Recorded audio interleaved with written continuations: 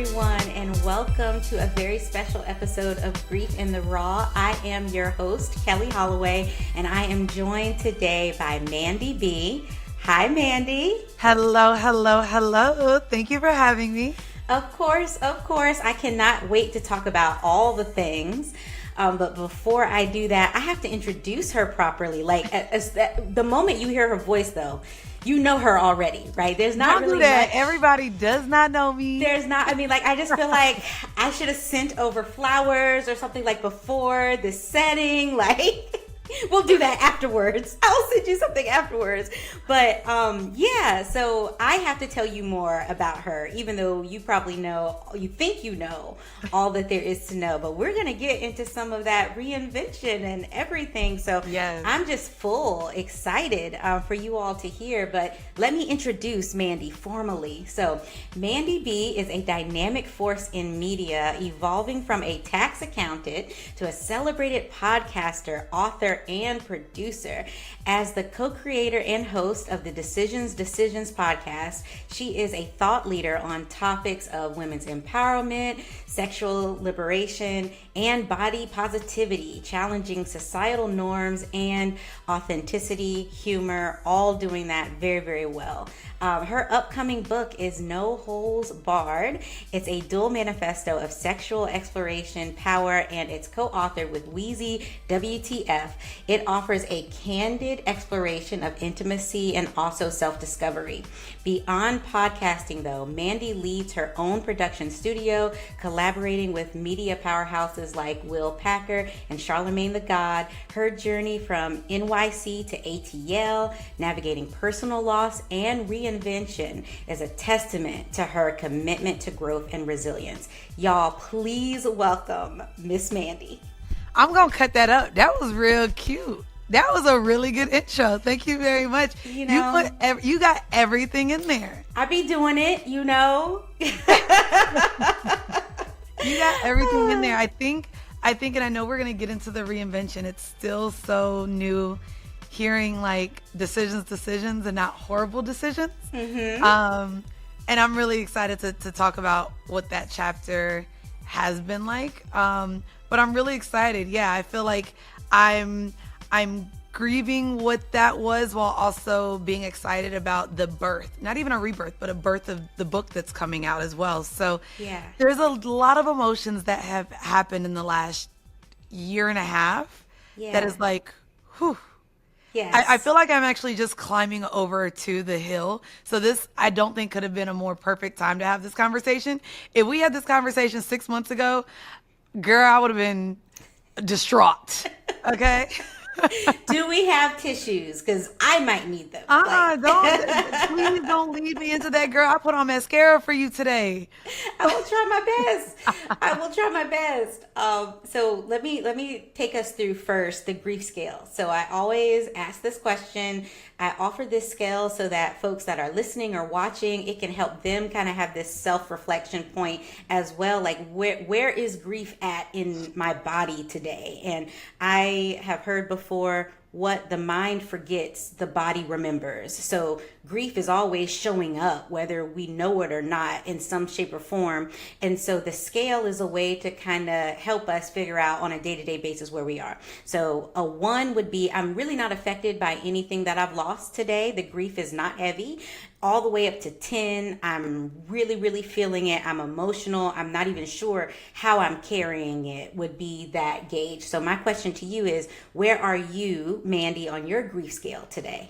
Ooh, I want to put my grief scale at a 2 or 3. Okay. Honestly. Yeah. Like I said, it would have been an 11 had we talked 6 months ago. Yeah. I grieved New York in my relocation. I'm not grieving the Horrible Decisions brand. No longer grieving New York, but in therapy, in a recent relationship, have realized I thought I was healed from a last relationship, and I'm still actively grieving my last relationship, unfortunately. Yeah.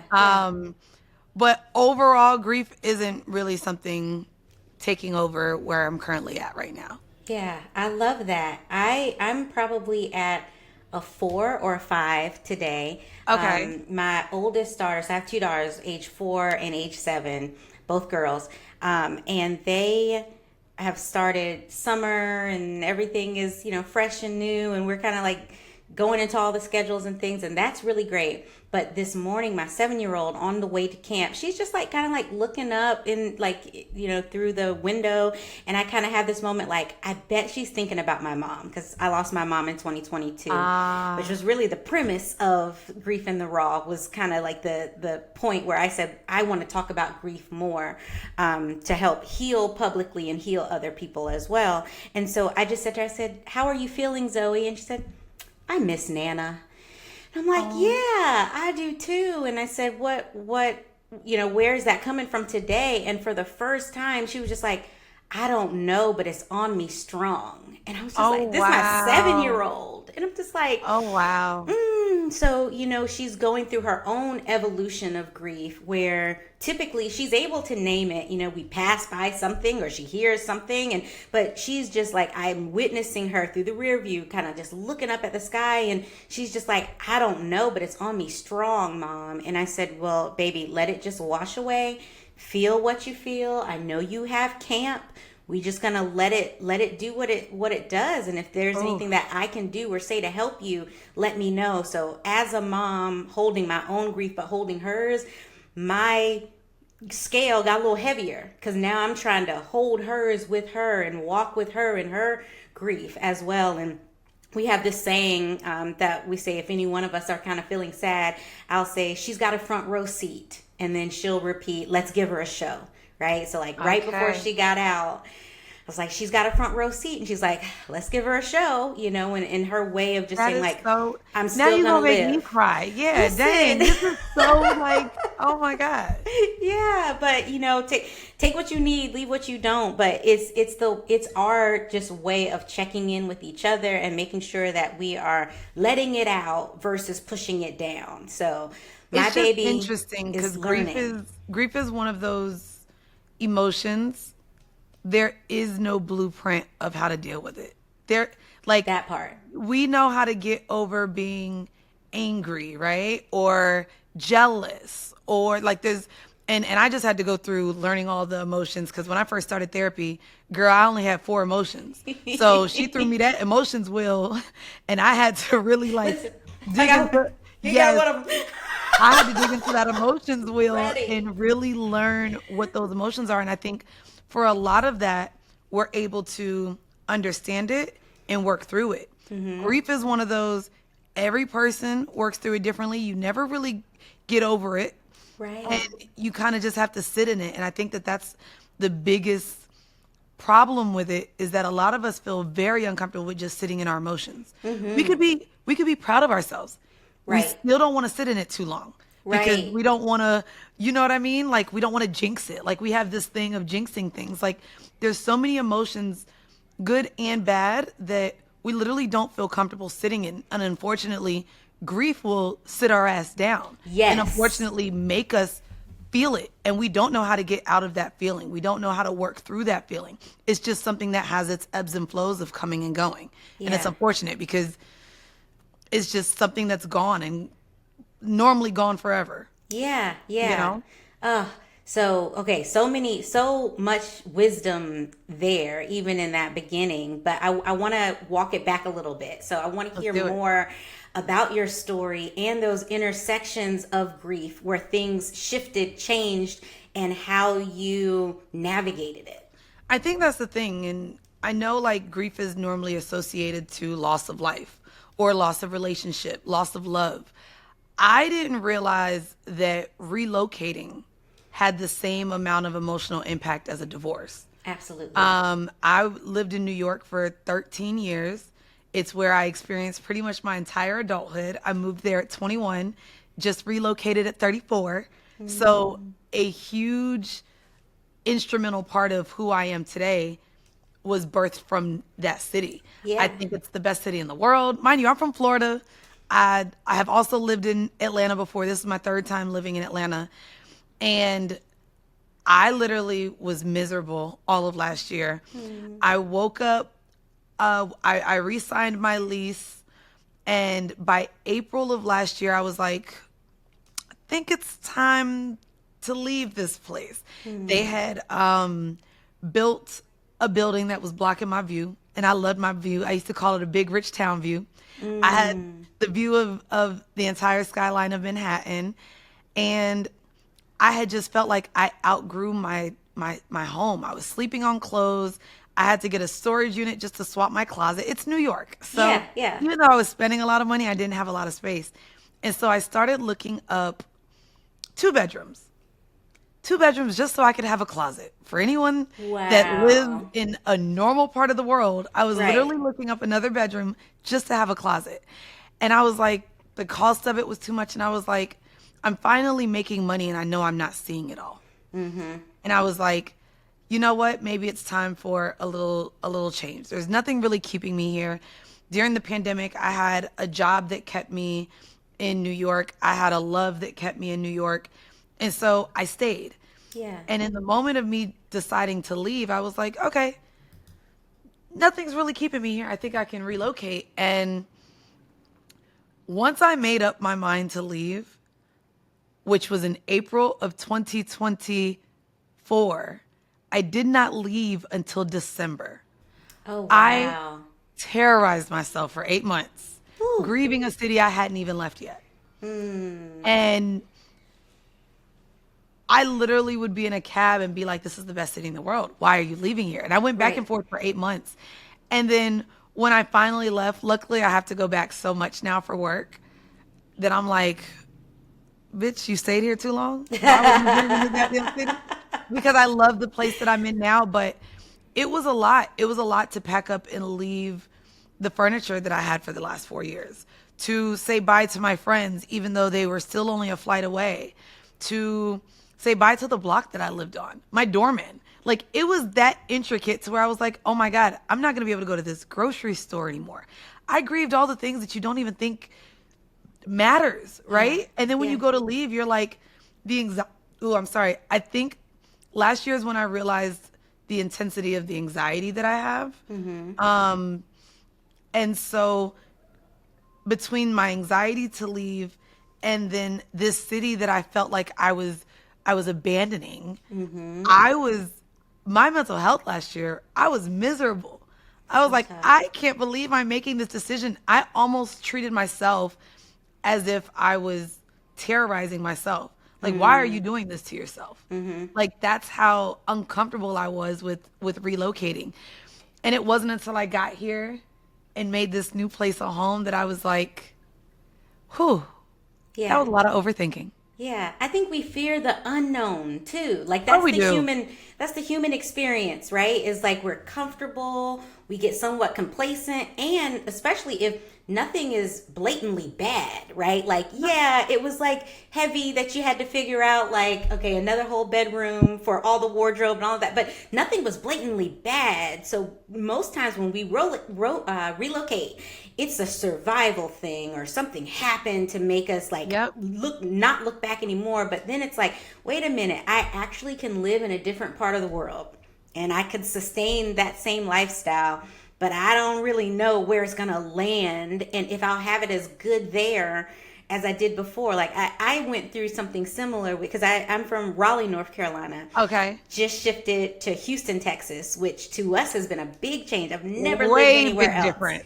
Mandii, I've never lived anywhere else. It's like we could talk about it, but like the thing is, I had to think, well, Lord, can I replicate the same magic twice? Like I felt like my life was great. It was really good, but when you feel that shift to move, like just like you were saying before, like they had blocked your your view, My on view? one side Oh, of the building. yeah. Like although you get those little remnants of like, okay, it is time. It's It's time, time. but it can be a really big leap. Now, So I don't like, know if I could curse on here. The problem is, yeah, too, sure. I got this thing and I've been working through it in therapy, and Yeah.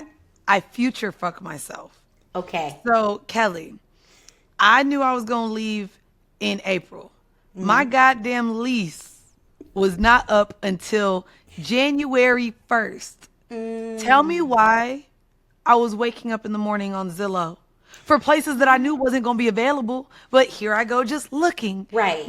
And then also making myself mad when places that I liked were gone. Right. Of course they're going to be gone, girl. You're looking 8 months not ahead. ready yet. You're not Like, ready to go. mind you, I had to wait till November because in Atlanta, it has to be within 45 to 60 days that you're ready to move. Otherwise, they don't even take you serious. Here I go looking 8 months beforehand and then even upsetting myself when things were gone. So, Kelli, I was grieving over places that I thought was going to be mine that never was Right. really going to be mine because it was Right. gone. And so I was future fucking myself into also just being upset at things that were out of my control. That Right. why are you even looking right now? But it's just it's what I do. Yeah. And I don't know why I do it. But it's not just you though. It's a lot of us. A lot of people and do that that. anxiety keeps us stuck and we're not able to really come to terms of where we're meant to be or what we're meant to do. And so I'm Let me so tell you proud of something. you for taking that leap. The way the universe, and Yeah. I ain't even into stars and moons, not even very religious, but I believe in the power of the tongue. Yeah. And what you believe can happen. The place that I am now residing in, I literally found it in the Delta Lounge the morning of my flight to come here to You find an lying. apartment. Not lying. What? Not lying. I hop on Zillow, had never seen this place before. Hopped on Zillow and I said, this can't be real. Literally messaged them. They immediately responded and said, you could come tomorrow. Kelli, not gonna lie, this is the first place I saw. I saw 4 other places, hated them all, put my application in the same day. So where I was supposed to spend 4 days looking for apartments, the day that I left to hop on a plane to come down here and look at units is the day this swiped across my Zillow account. It's meant And to you. It was meant for you. It was literally meant for me. Yeah. Like to where you don't even know. I then started being like, they're not gonna approve me. Maybe they don't like cats. I just started Now see, that's that. Look, can we cuss? That's that bullshit. oh, you don't even know.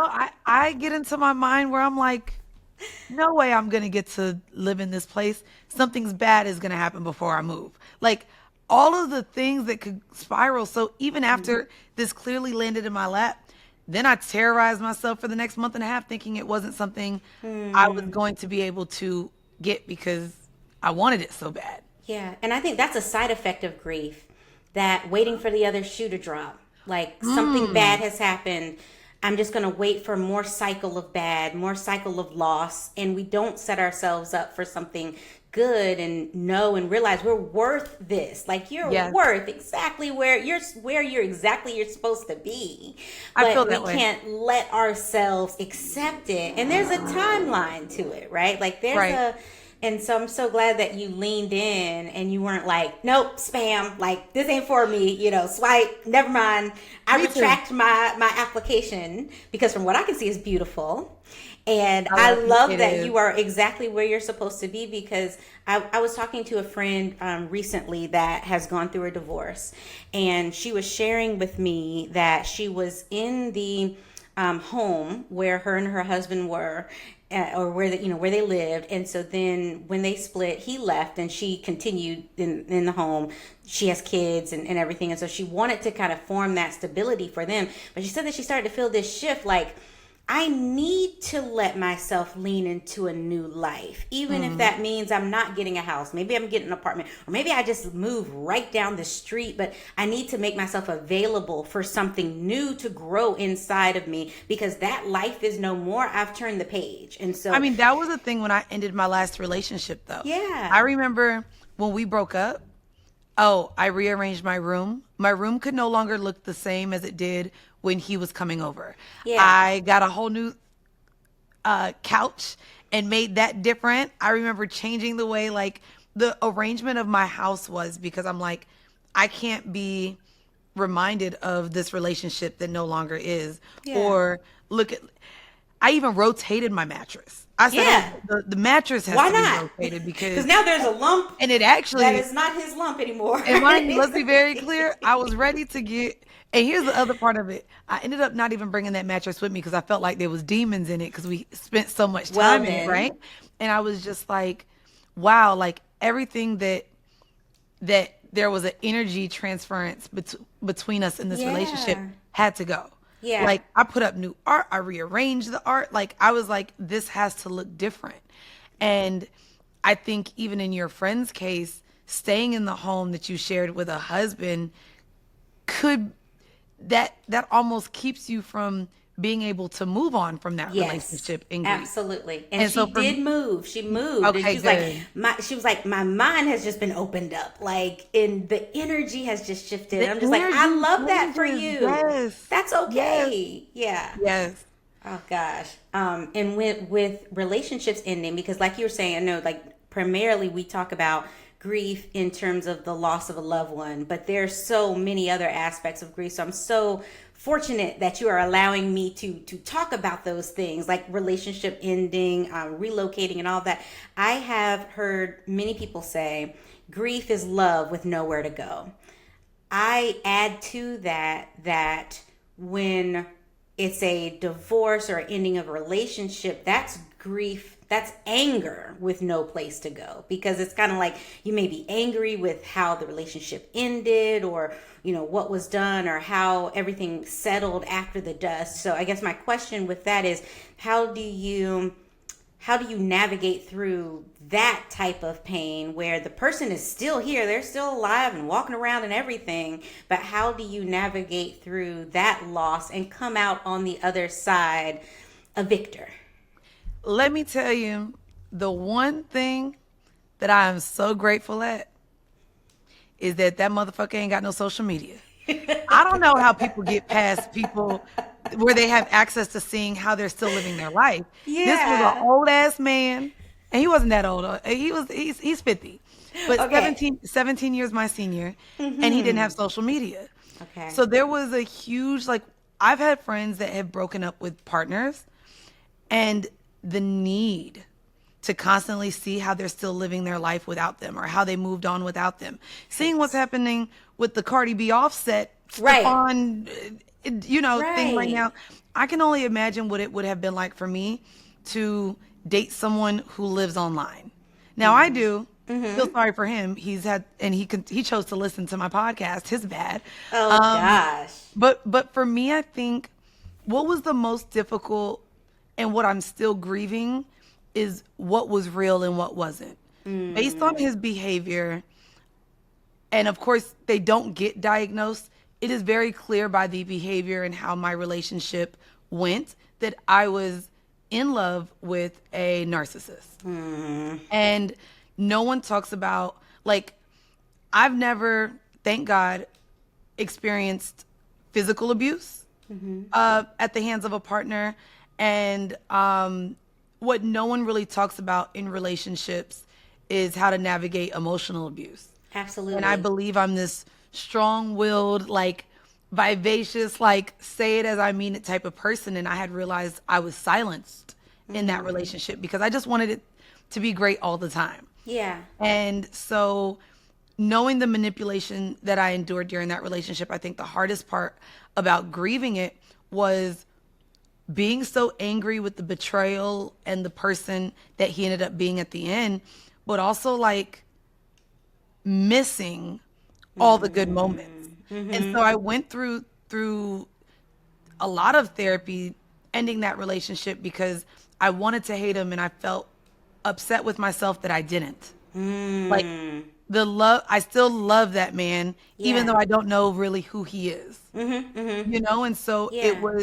it's so hard to grieve someone that did you wrong, that hurt you, yet there's still so many positive memories that you want to hold on to.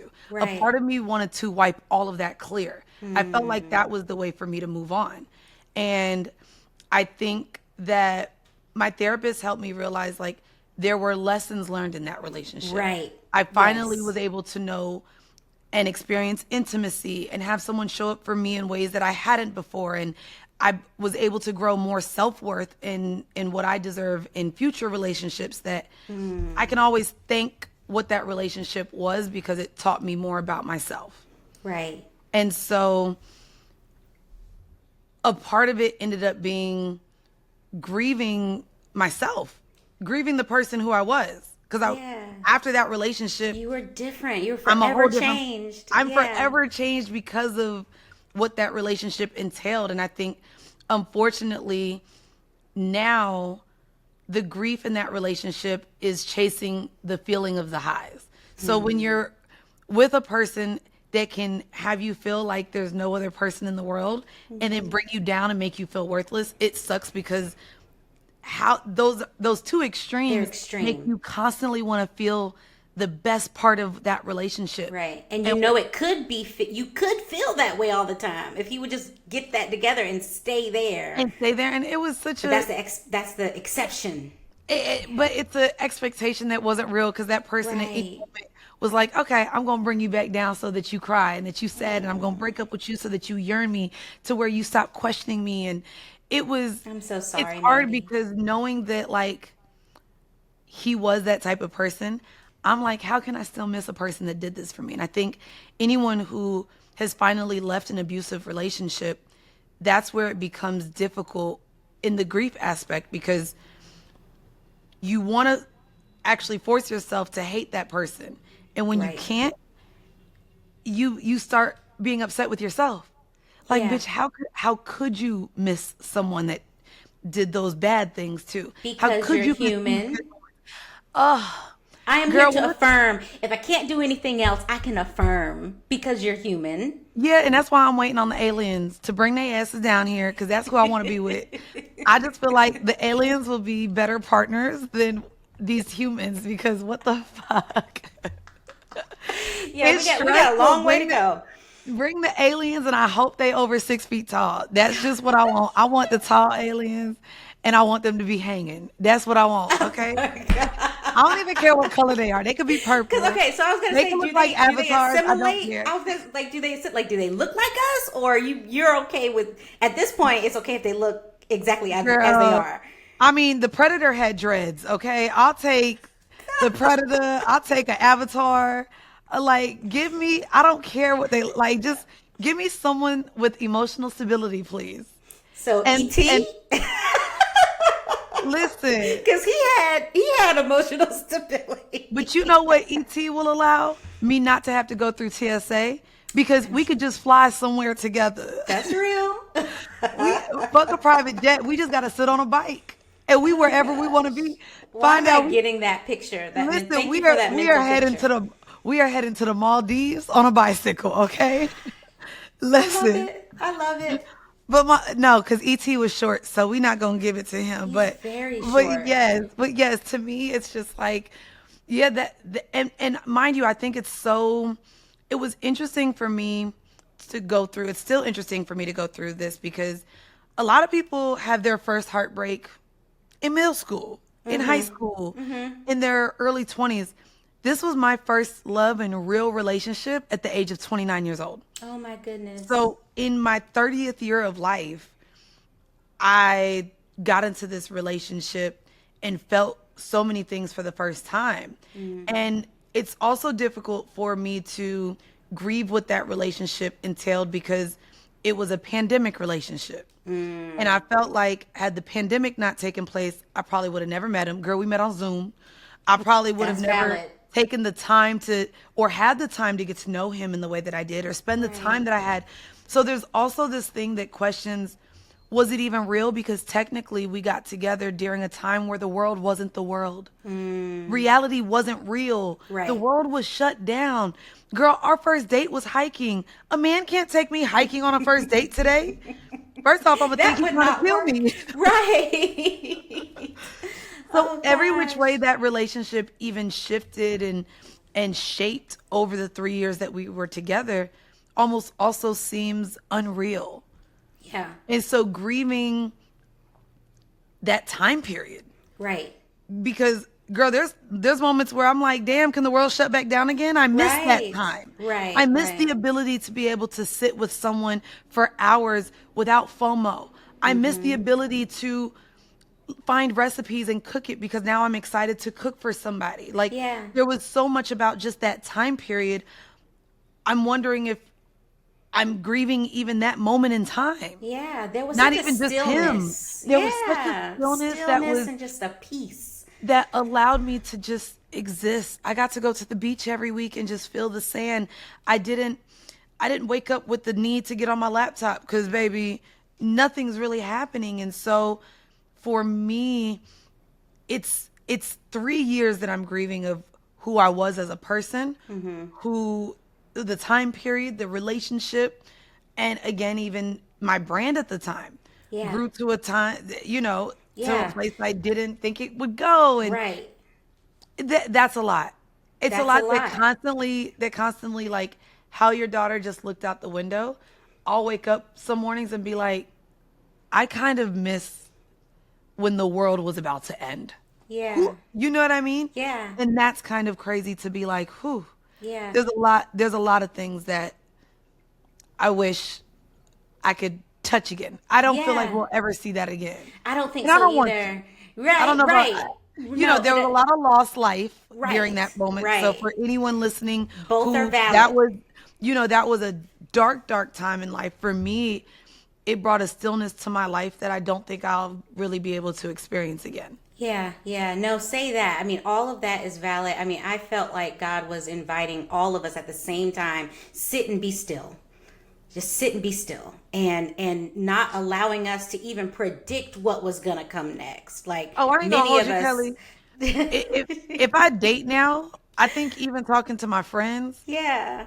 I don't ask them, where do you see yourself in the next 5 years? Where do you see yourself in the next year?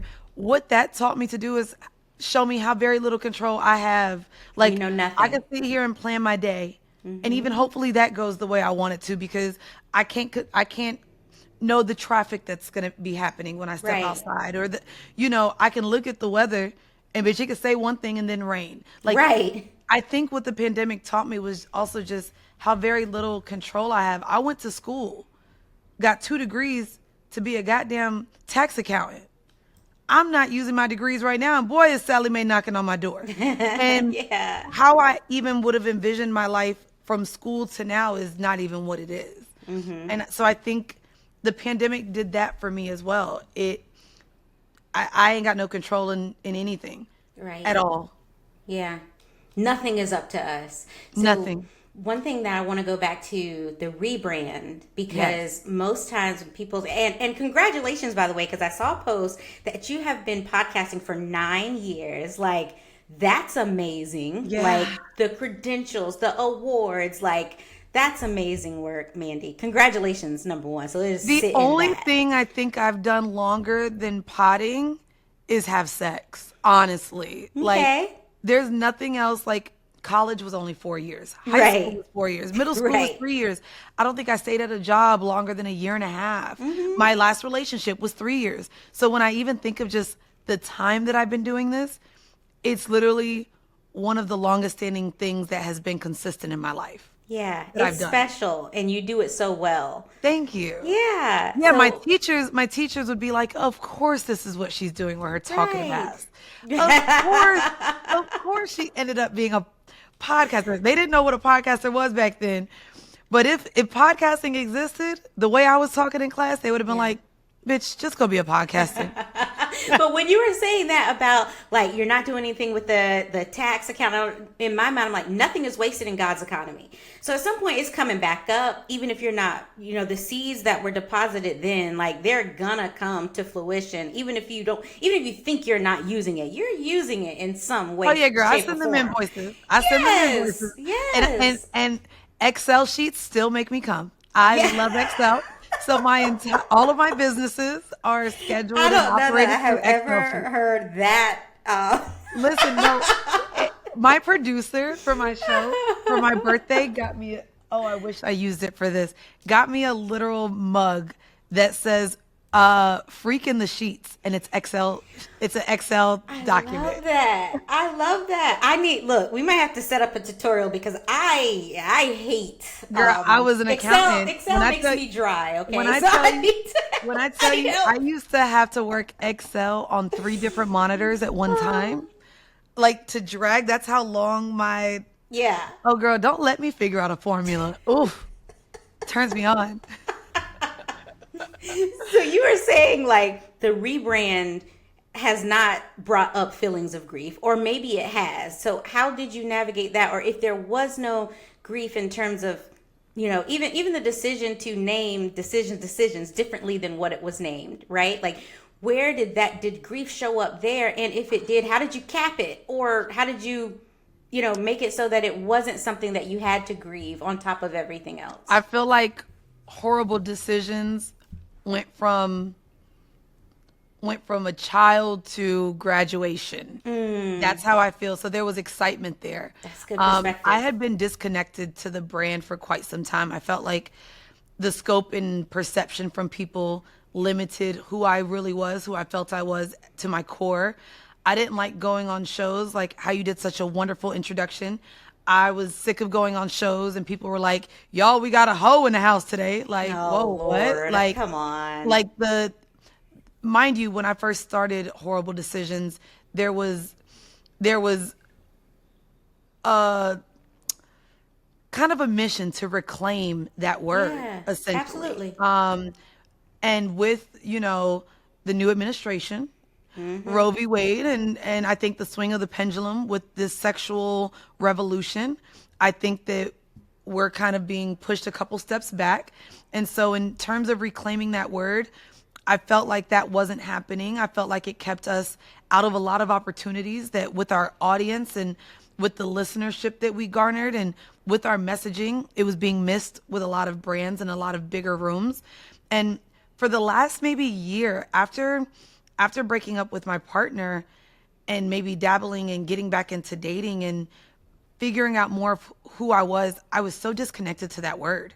I didn't want to limit myself. I saw how, it was perceived in society. And I was just like, I actually grew out of love with Horrible Decisions as a whole. I didn't want to get on the pod every week and talk about what sexual journey I was on. Last year, I had also, to learn more about myself, went celibate and sober at the same time and learned a lot of my connections with alcohol and sex, Yeah. myself and sex, and where sex was being used. And there was a moment where I was just like, and then also at the same time, a lot of my friends were dealing with a lot of health issues. And I was just like, this isn't fun for me. I don't feel connected to this. And mind you, it's a brand that allowed me to be able to leave my corporate job. And so when we had the opportunity to write the book, I was like, girl, we're not going to get a billboard. This ain't going to be at the airport. It's not going to be at the front of Barnes and Nobles with the word whore stamped on it. Right, right. We need to find some ways to rebrand. And also we started the podcast when I was 26 years old. I was in my last Life year of is college. different. I was getting flued out. I was with, my relationship with myself and the people in my life at the time is night and day from me now being 34. And so it was really, really, really imminent for me to, if we're taking this next step and writing this book, that we rebrand and show up as the people we currently are. Because this Yeah. book, I didn't want to immortalize my 26-year-old self. Right. Because I know I'm no longer her. Right. So it was Yes. important for me to reflect, to bring in what I thought about therapy. So in chapters in this book, right, if you go 8 years into the podcast, I'm like championing having a dude pay my rent and being a side girl, a side chick Right. to a married man and doing all these things. And so even in the book, I lean into the way that girl thought Right. is not who I am now. Right, Like, right. and so it's funny because and I guess we could talk about even grieving yourself. My teenage self and myself in my 20s, I refer to as she did that. Yeah. Those were her decisions. I speak about myself in the past as a third person, I like that. and I'm working on accepting her. Yeah. Because in my mind, I've grieved the loss of who that girl was, but in a way where I completely forgot her. And I don't like to revisit her. I don't like to give her grace. It's one of those things where, like if you grieve maybe a family member that you're supposed to have feelings for, but they weren't a great family member. Yeah. And so sometimes you wish things were different with that Right. person. That's who I grieve in myself. I Gotcha. wish she was different. I wish she made different decisions. I wish I had a better relationship with self then. And Right. so through the process of the book, through the process of the rebrand, it's been a lot of me forgiving that person because I grieved her, but like out of sight, out of mind. Right. And it's Right. like, oh no, bitch, she's still there. She's coming to the Because, surface in those well, not only pages. not the service, bitch, those podcasts ain't go nowhere. Right. So she still exists, Out and there you have to acknowledge forever. her. She's That's she right. shared everything. She shared all the crazy things. So she is still there. You don't Right. get to grieve her in that way because bitch, she's still You on can't just social like media. you can't put her in a box. Like she's not in the ground. She's No, she on exists. out on full display. She is still alive. And you have to allow that person to have made those decisions and just accept that they're there. Right. I hear several things that I love about this journey, that it sends a message of be okay with a chapter ending and a new one beginning, right? Like being able to shift and go through what you did, but say, yes, that title worked for us then, it doesn't work for us now, and living wholeheartedly like that's okay. Like it is your brand to change. It is your evolution to be had. So I'm so glad that you've given yourself permission to do that. But that wisdom gives others the permission, like, okay, let's normalize making a new decision about a thing when we A, have more information, or B, Yes. just feel like changing our minds. Because That's we can. okay. We Because we absolutely can. That's where I think the availability to reinvent ourselves comes from, is giving yourself that grace and that normalcy of my life can shift. My life can change. I am not a monolith. Like I'm not one dimensional. I can do whatever I want at whatever point I want, and God's grace is going to carry me through. And I think that's the piece that a lot of people miss, and there's a fear in that, like, will I have the same grace? And absolutely you will. Like that's the You know what's crazy? I don't even like inviting Grace to the cookout. I hate Grace. I don't give grace to people. Grace is I barely good. want to give grace to myself, to be honest with you. When Right. anyone says, "We'll give them Give grace," yourself why grace. are you bringing grace into this? I don't even like grace. Grace be pissing me off. But no, I agree, and I think that that's what I'm currently learning. And so I think it's been great for our audience to join me specifically on this journey of forgiveness, of rebirth, of this new chapter. And being vulnerable in doing so. Like my co-host has admitted that she doesn't feel connected to the new brand. She liked the old brand. So like we're now as partners. Like imagine moving into a new house with a partner and you loving it, and your partner like, I don't feel comfortable here. And now having to work together to figure out how to both be comfortable in this new space that we're in. Because we're both not the same, and we're both not on the same place in our journeys. Yeah. And so that's been also very interesting. I think she's having a more difficult time grieving this brand or still keeping it in the fold while allowing this new baby to flourish. Yeah. You know? Yeah. That's definitely something to navigate. And the reason why I want you to keep inviting Grace to the cookout is because grace is connected to you believing the truth about how hard something was, or about giving yourself permission to shift and change. Like it's that grace that says, I believe you. I believe that little girl, or I believe that person in the past. Like that's where grace comes from. If you're giving yourself that. Don't think I'm being rude. No, not I hate at all. that word so much. I'm about to ask my boyfriend ChatGPT for another word for grace.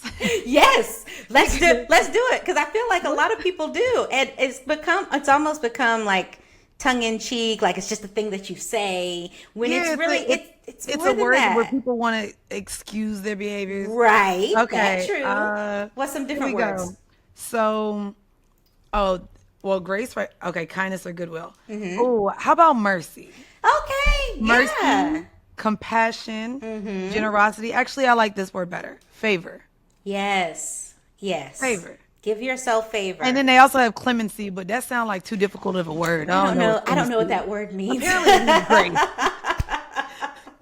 Listen, I want to get into the social media call out for today, and our producer Bethany picked it out for us because she Okay. knows us both so well. So let me cue it up. I'll play it, and then I want to Whatever it know is, your I probably thoughts. disagree with it. Just know that.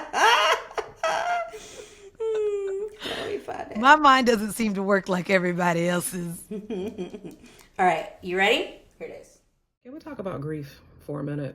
And I'm not talking about death in the family grief. I'm talking about I thought my life would be different at this stage of the game grief. I thought this relationship would last forever grief.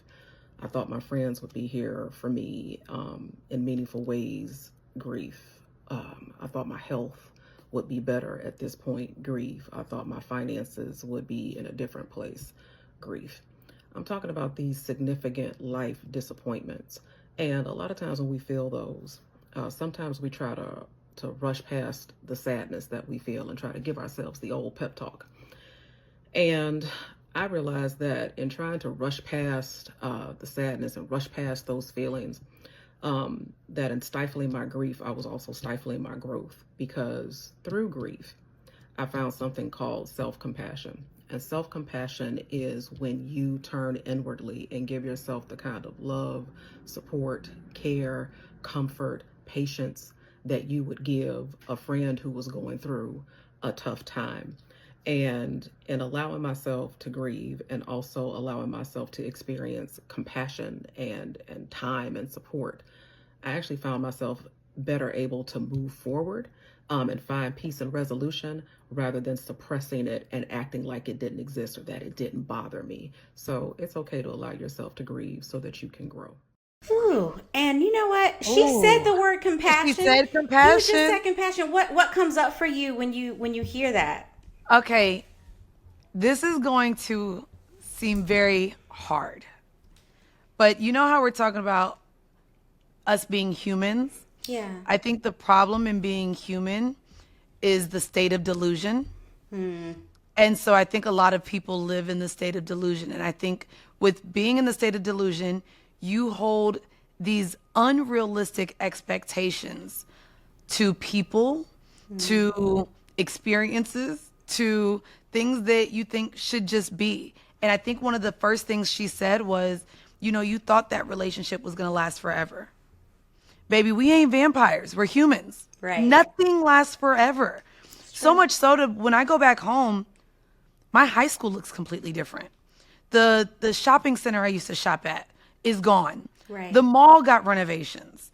And so nothing even from my childhood is what it used to be, right? And so this idea that friends are always going to be there takes away the reality that life is happening to them too. Yeah. A partner changes. You're not going to be together forever. I don't believe in things happening forever. Nothing is. And so this level of having compassion for yourself looks like sitting in the reality that actually exists, not the one you're making for yourself. Not the one that you want to take place. This ain't Sims. Right. We're not building our own, our own blocks, our own universes. And it's something that I'm learning in accepting people for who they are. Yeah. Oh, baby, they're never going to show up in the way that I would because they're not me. So even just accepting that people are going to be people. That's a big lesson. That person that you wish showed up differently for you is showing up who they are because that's how they exist. Right. And so I think this grief and what she expressed with friendship, with salaries, with jobs, with romantic partnerships, all happen when you're sitting in a place of delusion with expectations that aren't real. And as soon as we get in a place where we stop having these expectations for people, you'd see how much less you live in disappointment. You're not disappointment if you don't have expectations. Like being able to just allow and live in the moment, in what's in the present. And again, knowing that you're not in control of much. Right. There's a freedom in that. There's a freedom in so that. much freedom in that. Yeah. Oh, I used to get so upset that my business partners didn't respond to emails the way I would have liked, or didn't show up in certain productions in the way that I thought would. As soon as I started being like, oh, well, this is who they are. Right. I can't even get myself upset anymore. Or when a relationship ended, Of course it did. It wasn't going to be here forever. Like the fact that we know that life ends, right? What is the one thing that we know is going to happen? Death and taxes. Right. Baby, the same way you know you got to file every year should be the same kind of reaction you have to something ending. You know it's bound to take place. Yeah. So as soon as you anchor yourself in reality, it becomes a little bit easier to just exist and not have to give yourself all that grace or compassion or disappointment and sit in all of those things that don't make you feel good. Right. There's realism. Because That's realism. it allows you let's be very clear. My therapist is also working on me living in the gray because I'm very black and white. Okay. Not to lean into me being biracial because I'm that too. Yeah. But I'm very logical in thinking. Mm-hmm. And I think it's helped me in being able to just exist in a freedom to feel happy more than sitting and sulking for things that aren't going the way I wish they were going. Right. And I love that you own that. Like there are so many different, there's a variety to the life experience. And so you being able to say, this is where I live, this is where what I'm working on, but also this is just who I am. Yep. There's not everybody gives themselves permission to do that and to have whatever kind of process that they need to make. So I love that you're expressing that in the way that you do, because people need to hear more of that. Yeah, I think it's also like, even in terms of like relationships ending or jobs ending, a lot of time we define ourselves by our job. We become our job. We become, when children move out the house, like my mom said this, when we all moved out the house, when my last sister moved out, she didn't know who she was because all she knew how to be was a mom. Yeah. And so we have these roles in our life where we allow them to define us, which is why we also sit in those uncomfortable moments of grieving that, because who else am I? In relationships, we do the same. If our partner is no longer there, who am I? So I think there's a huge need for us to sit with who we are.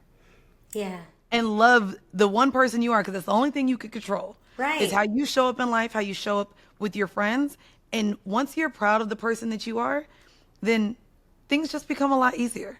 Yeah, because everything else is a role or a label. Girl, it's a roller coaster. Those things can be a roller coaster. Those things can be like taken away at a moment's notice, given at a moment's notice. There's so much that. Yeah, imagine all the people who were really happy in their roles in DEI or in the career that they worked so hard for, that they got degrees for, and they wake up one morning and it's gone. Gone. You know? And so I think it's also very important to not let certain roles define us. Yeah. I'm the epitome of a quote unquote modern day woman. I don't seek the role of being a wife, and I don't seek the role of being a mom. Yeah. And so even in how I define my legacy and how I define what life looks like is not leaning into the patriarchal demands of what women are supposed to live life as and work towards. I don't have those things. They're not things that I desire, and I've removed the societal pressures of ever feeling the need to do so to appease other people. And so I'm like, here we go. Go ahead with the butt. No. Go ahead, girl, because I got my answer, girl. I know. Okay. And I think I'm not going to say what you think I'm going to say, maybe, perhaps. Ooh. All right. Listen, but how did you arrive at that authentic, like, I'm not going to lean into what society says I'm supposed to, because I think there are a lot of people that are on the cusp of that, and they feel like this pulling of, but this is what I'm supposed to do, so I need to go out and find a relationship. I need to go out and seek having babies, where did that come from? That strength. Girl, it came from, that's not what it has to be. You know how grief makes you feel all these things? Yeah. Like sad, anger, all those things. I feel that way when a baby cries on a flight. Okay. So, like, I was in Bali and I saw a kid in the pool and I was upset. Like, why? Mm-hmm. Like, I don't have the desire for motherhood or to raise a little kid. I don't really like anything younger than me but men. And not real young. They all legal. But I don't like children. Yeah. I like Bethany's son. He cool. He's very cool. You know what's crazy? and I'm just gonna say this here because I don't know I like half of my friends' kids. The other half, I literally don't want to be around them. I don't like them. And I'm like, and so for me, I believe now too in boundaries and doing things that I want to do. It's very like, even the conversations I've been having with my co-hosts about relationships, there's a difference between compromise and sacrifice. And for me, being that I know myself, I want to be able to wake up one morning and just buy a flight to South Africa without having to worry about a babysitter. It's why I have a cat and not a dog. That's how much, like, I know I don't want. Yeah, cats are independent. As hell. Girl, I leave his little fountain running and food out. He good for like a week without me. Like, nice. I like the ability to just be free. So knowing that about myself, why would I get into something that I don't want? Yeah. No, I love that. And I love that, because to me, it's not something that you have to, like aspire to do or be. But I know of friends or people that I have come across that are just like, but I'm supposed to feel the other way. And I'm like, but who says you are? Like, patriarchy. No. True. Patriarchy. There's an answer there. Yeah. Men who have minimized women to being nothing but wombs. True. Women to being nothing but creators of life. And that's it. And I think that's the difference too in me not even wanting to be someone's wife. I feel like in society, we were sold off to do so. It wasn't until 1974 that we could even have our own bank accounts. That's right. We had to literally become wives in order to be a part of society. Right. That is no longer a necessary need. And my relationship with money now, wait, I don't need you to have a roof over my head? Then I don't need to be with, I don't need a husband. Yeah. Like, at one point, it was a means of a way of life for women to live in a home. That's to true. be able to experience just certain pleasures of life. I put myself on a first class flight now. I don't need a man to do that. I enjoy the peacefulness of solidarity. I don't have to wake up and wait for a man who's taking a shit in the morning. I can just go into my bathroom without having to wait. Like, there's just so many things that I realize that I enjoy that I wouldn't maybe have those pleasantries if I was, partnered up. Or maybe I get to be like Oprah and get a Stedman, and he live in his house, I live in mine, and we partner together in that way. Right. But like women like Tracy Ellis Ross and I was just about to say and her. Oprah, Yes. and there's another one. Is it Sherry Shep?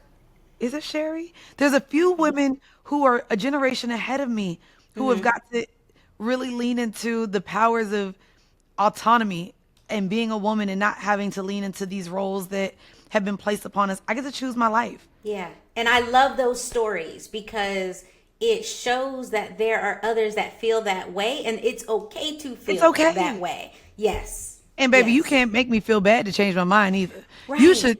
It has been years where even in my 20s when I would say this, they're like, you'll change your mind when you get And older. see, that's it. That's what I think you thought I was gonna say. I was on the, okay, how do we get others to adopt that mindset that is a fine and right mindset to have? Well, Kelli, I can't wait for the moms, because all my friends, I ain't gonna say all of them because I don't know if Bethany's ever said this to me, but even when motherhood gets talked about, a lot of their responses, don't do it. Like, don't do it. And I think so here's the thing with me and motherhood too. Not even the fact that I hate them crying and they can't talk back for a long time. And so I just have this thing. It's like a pet. Like, bro, it's a human, but it can't even talk back. He don't know what I'm saying. Like, what are we? This is difficult. It's a lot of touch and go. and I know we talked about control earlier and being able to control things. And one of the things I want less for my life and to be while I exist on this planet is to be a single mother. And there is absolutely nothing that I can do that keeps me from being that. I could find the love of my life, decide to have a child, and he could die the next day in a car accident. And now I'm a widow and a single mother. Yeah. There's no way for me to control not experiencing being a single mother, and I grew up in a single parent household. A lot of my friends are single mothers. Boy, does it seem like the worst thing in the world to be. And it's hard and it's miserable and it makes you be this strong. You literally not have to be a father. Yeah. That ain't even your genetic makeup to be that. Yet that's how you have to show up now in this world. Yeah. And so I used to give my mom, because my mom was a single mom, which now is like, that was so silly. Why did you do that? I mean, I might have been like 6, 7, 8. What'd you do to your mama? I used to give my mom a Father's Day card. Like, I also would give her Mother's Day cards. But like, it felt like, you know, I needed this love to go somewhere, and she was doing the job of both. And she would look at me like, stop doing this. I am a mother and a mother alone, you know, but it was just like, I didn't know. You did better than me, girl. I wrote Tupac lyrics on a card and didn't think my mama knew because she's white. And so I put like, I changed a little bit of the words up because she wasn't a black queen. You know what I mean? But you are appreciated. I took like one of the verses from that and put it in the card. And I couldn't believe she knew it was Tupac. I was like, oh, dang, mama, my bad. So I think that giving your mom a Father's Day card is less bad than, you know, not realizing your mom knows who Tupac is. The things we do as a youth. Yes. Well, I know that we could talk for hours, and I'm just so appreciative of your spirit and just the way that you fashion your life. I'm hoping that others feel that liberation of like, listen, if I've been holding back anything, if I've been living my life secondary to anything that it's supposed to be, now is the time. Like, time waits for no one. These chapters are going to keep on going and flowing regardless if we lean into it or not. And I hope that someone finds that recognition in themselves from hearing you speak of like, I leaped and it was okay. I leaped and it worked, even though it was hard, even though you had that, it was a process, but you made it on the other side. I mean, our journeys are that. It's exactly that. I think we're never fully healed. So in terms of grief, it will never leave you. I think even in the book, I go through so many, all of the chapters that I wrote. I'm so glad that today those chapters are still ongoing, right? So like when we got into this book writing process, I think for me, I'm just so glad it took us as long as it did, because I almost immortalized a love that no longer exists into this book. That man had a lot of chapters because I started writing it while we were still together. You had to redline all those. Oh baby, I had to change these chapters quite a bit, and I'm glad that I didn't think to immortalize a moment in time. So all of these books, like for all of the chapters that are in the book, they're still ongoing. They bring up where I once was in it to where I am now, currently reflecting, but there's no like, I have all the answers. This is where I'm currently at in my sexuality. This is currently where I'm at financially. This is currently where I'm at geographically. But all of those allow for this book to continue, at least my story to continue in ways of just further evolution. I love it. Okay, so I've got some rapid fire questions. I love rapid fire. Okay. And the point of this is for the audience to learn more about you in a fun way, but there's some griefy in nature, all of it. So here we go. All right, the first one is, what's the number one tall tale sign that you are in relationship with a narcissist? Ooh. First off, there's a ton.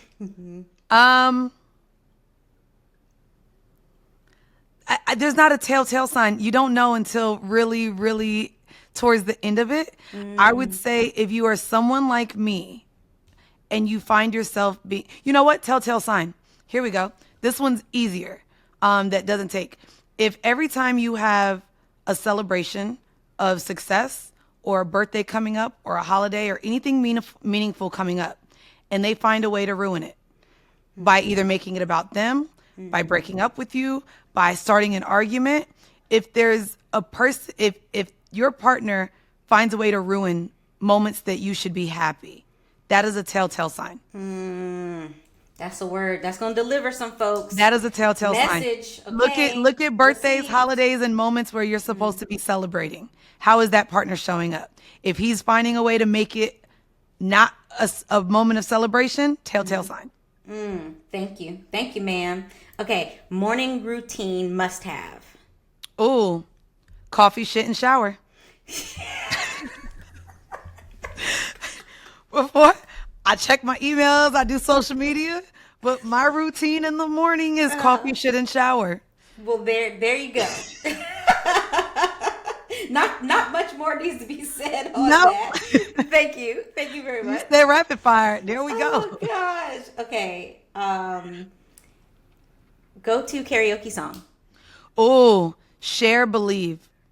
Okay. Yes. Do you believe in love after love? I actually can sound like Cher, you know? Yes, So, I hear it. and Nice. it works in a bar with white people. Now if it's black people, Okay. if it's Give me my another people, one. Yes. Tyrone, Erykah Badu. Yes. Every day, all day. Period. Okay. If the story is still being written and there was a chapter after the last chapter of No Holds Barred, what's the name of that chapter? So each chapter ends with a question. Okay. My last chapter in the book literally is, why do you need me to need you? And it's about my last relationship and my relationship to the word need. And so I think, and that's in my progression chapter. Okay. The chapter after that is power, which is a shared one. But I think the next chapter in my book, I think would lean somewhere. I would title it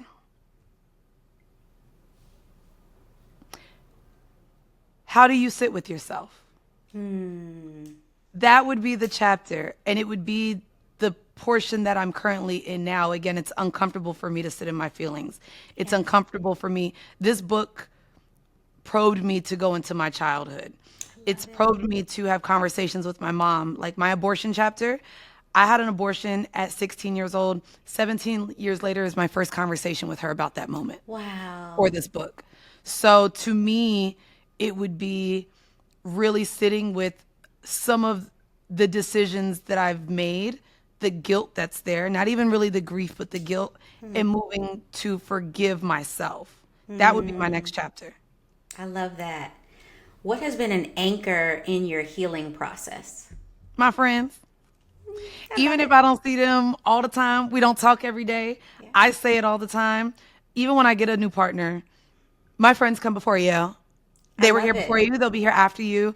My friends are the reason why I don't seek marriage. I think my friends will be there to wipe my ass if I need them to. I think my friends will be there to come visit me in the room where I don't feel alone.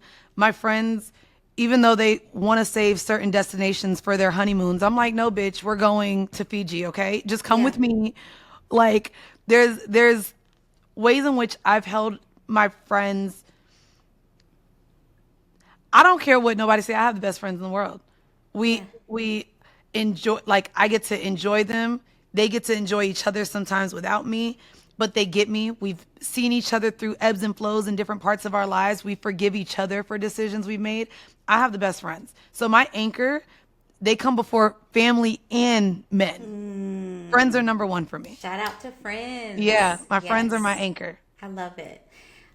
What's one word to describe your 2025 so far?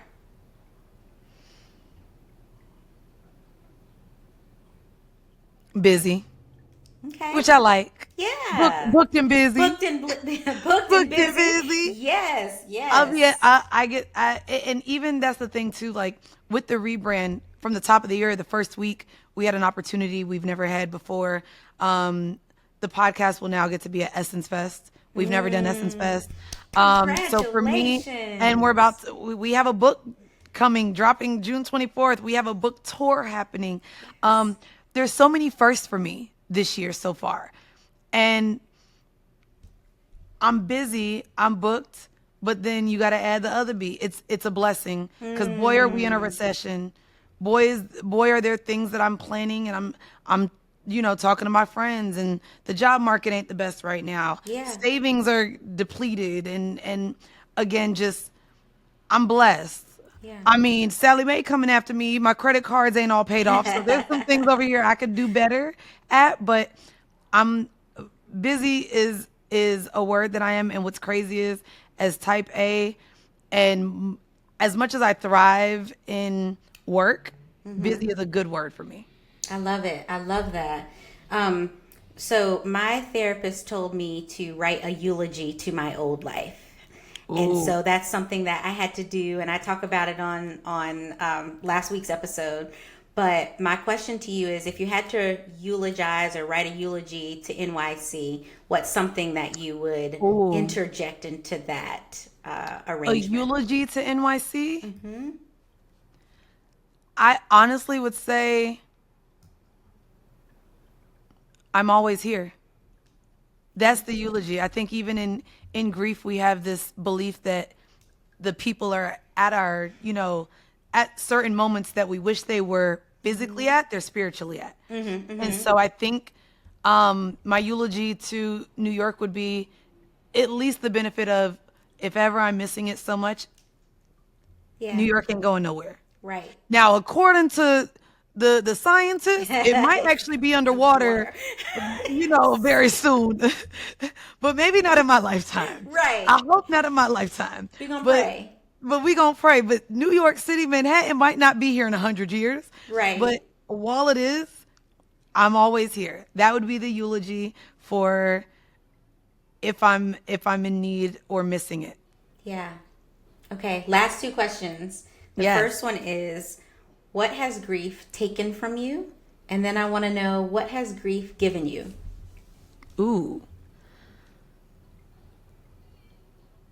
In my life, I also just lost my grandfather. I lost my cousin to domestic violence. I'm so sorry.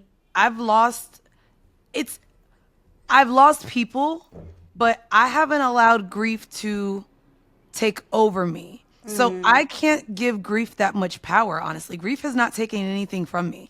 I mean, it's something that I've dealt with. Yeah. I would say grief maybe took couple hours. Yeah. That's real. All That's valid. combined in time. Maybe I stayed in bed a little longer than I would have liked. Maybe I cried longer than I would have liked. So there were moments of isolation. So maybe grief took away some time. Yeah. But I don't think it has the power to have taken much more than that. Everything takes time away from us. You know what I mean? Say that. I haven't allowed it to control or have that much power to take. However, it has given me bits of closure. Closure in relationships, closure in chapters, essentially. And then it's also taught me to take advantage of time. You don't know when someone's going to leave, right? So like even my relationship with my grandmother, I've seen her more in the last 2 years than I have in the last 10 with the death of my grandfather. Cause I'm like, damn, like I hate that I didn't make that trip. And for what? I don't know. Maybe I just didn't want to buy the flight that Right, weekend, or maybe I wanted to hang out with my friends and now he's no longer here. And I'm like, damn. So it has given me the ability to be like, you ain't got all the time in the world with this person. So if you have a moment to spend with someone that really matters to you in some essence, even if it's one time out the year, making time for anyone that actually truly matters, because you'll kind of beat yourself up when they're no longer here. Absolutely. Mic drop moments. Thank you so much, Mandii, for doing this. And look, I'm going to call you a new friend. Like, I know your friends are really important to you. We are new friends now, forever friends. Not Louis. I'll let you know. I'll be in Houston for the book tour. Yes, You're going to have please. to pull up. Yes. I'll come to Houston. Maybe we could get Bethany out to H-Town. Yes. I need to get my book signed. Yes. All the things. I would love that.